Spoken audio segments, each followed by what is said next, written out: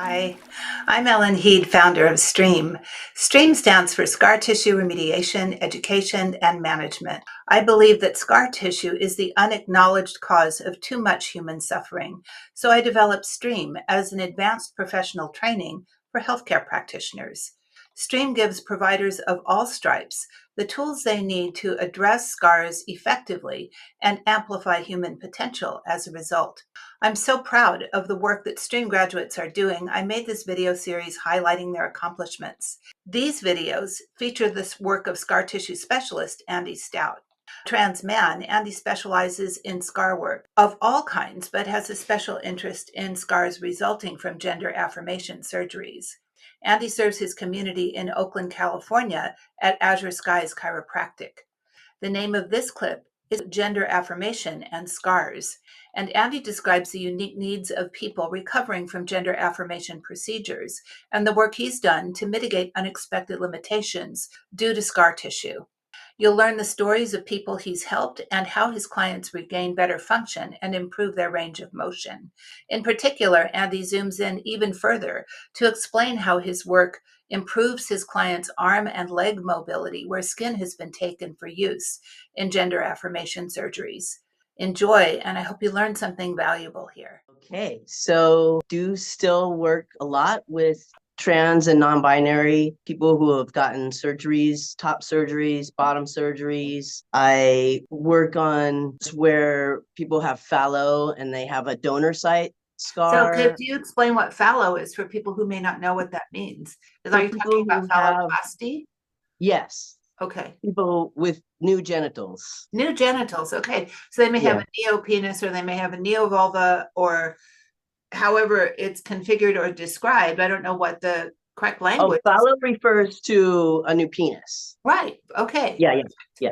Right. Yeah. Okay. So with those, they will sometimes take skin from another part of the body, and it's frequently an arm, a forearm area, or a thigh, and they'll harvest skin from there.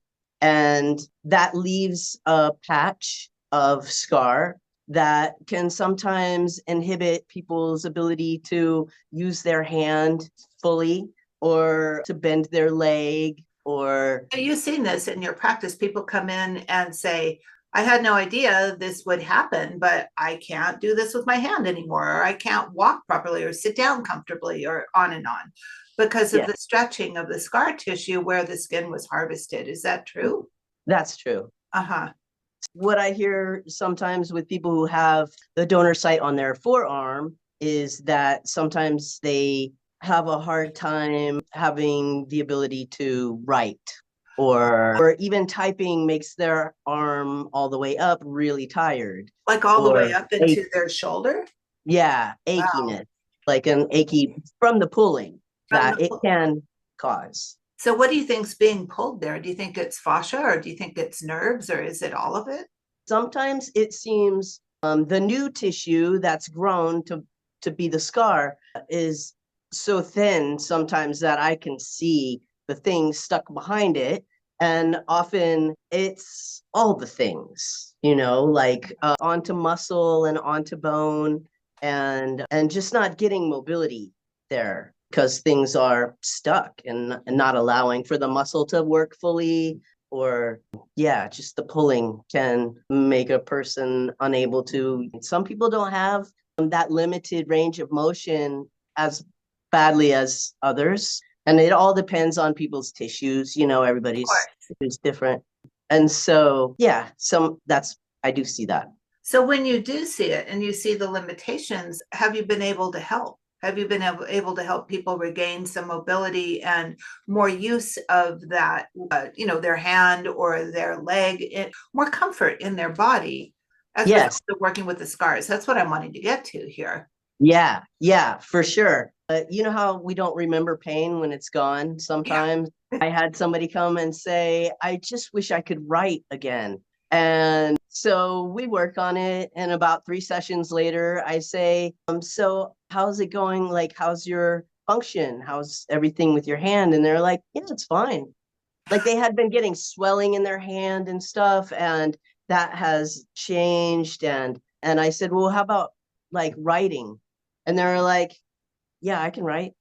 Like they forgot about that part, which is beautiful. It's a really lucky thing about being human and forgetting the pain when it's not there.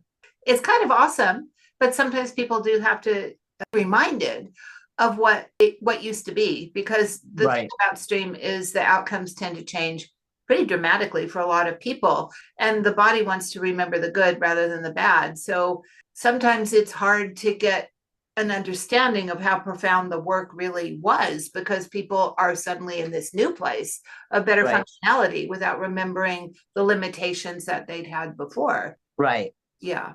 Right. Yeah. Okay. Well, this is wonderful. I mean, that's fantastic that you're able to help with the places in the body where tissue was taken to create new function someplace else. Right. Yeah. And then the other side of that is the new phallus that can also, there's scar at the base and there's scar a side of it where they make a tube out of it. Sure. And those scars can be tight and uncomfortable.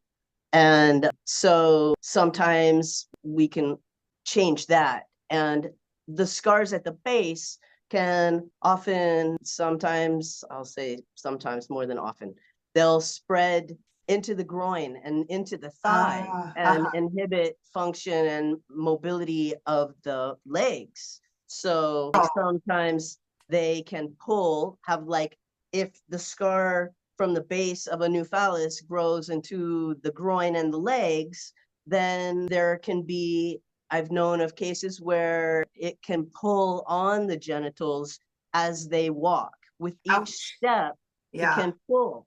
And that is something that we've been able to change than I expected. And so that's been really rewarding for a client on my table, but also to be able to help with that is great. Fantastic. I'm so glad to hear that. I could imagine how uncomfortable that might be. I'm wondering if you notice that it interferes with hip flexion and the movement of the psoas at all over the pubic bone and then into the groin, deeper into the groin. I would imagine that would be ripe for fixation. This is interfering with somebody's structure such that their balance could be impeded or their gait could be impeded. When it's something more serious like that, how long does it take to make substantive changes such that the person regains their balance or their gait begins to normalize, or they're not feeling that pulling in the same way? Yeah.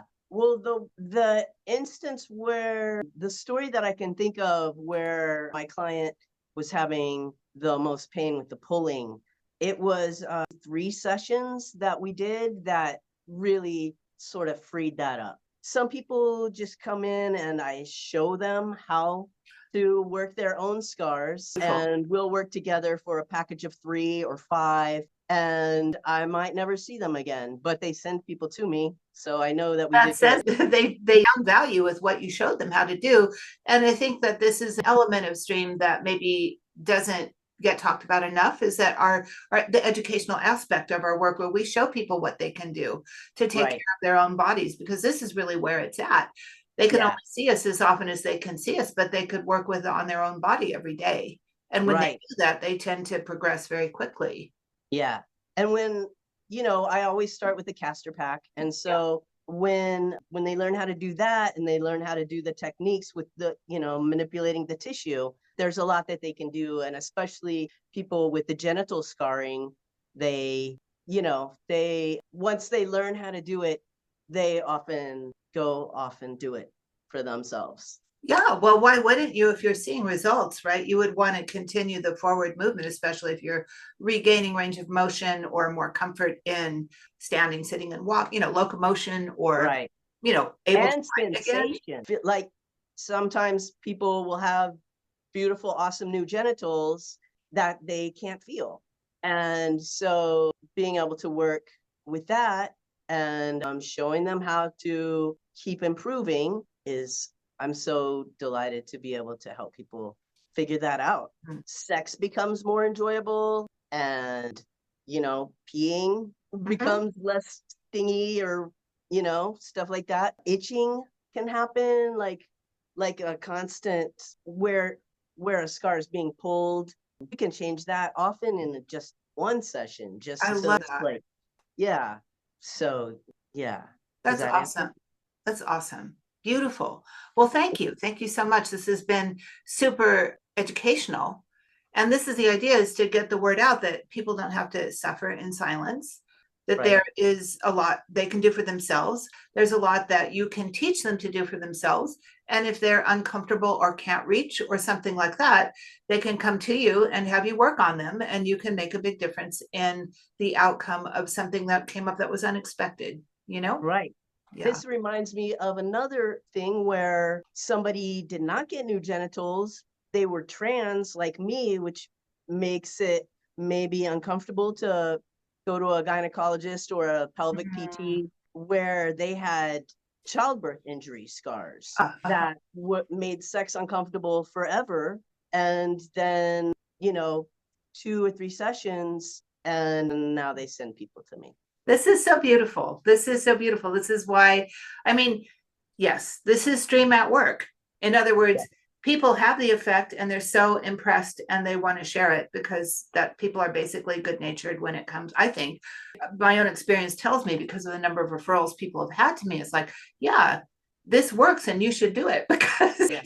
certain suffering is unnecessary. That's what we're here to do, is to alleviate unnecessary suffering because of scars. There's no reason that scars should inhibit proper function. But Right. once you use a little castor oil and learn the right amount of work to do at each session, not too Right. much, not too little, then things can start to build on each other and progress fairly rapidly.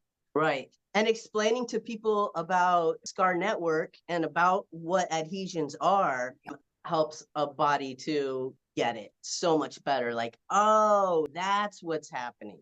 A lot of times people don't get any education about scar tissue when they sign up for the surgery. And That that's unfortunate, because if they knew from the get-go scars are real, they're probably going to happen. I mean, they will happen because we have to have wound closure, absolutely. But then scars can continue to proliferate. This is the part that nobody talks about, except for stream practitioners, is that the scar will continue to proliferate. And that's what can be reversed, is that we can change the immediate biochemistry of the tissue to slow the scar's proliferation or even reverse the scar's proliferation. And then you're not dealing with a worsening scar every day. You're dealing with an improving scar every day. And right. that's really, then you're on the better side of things.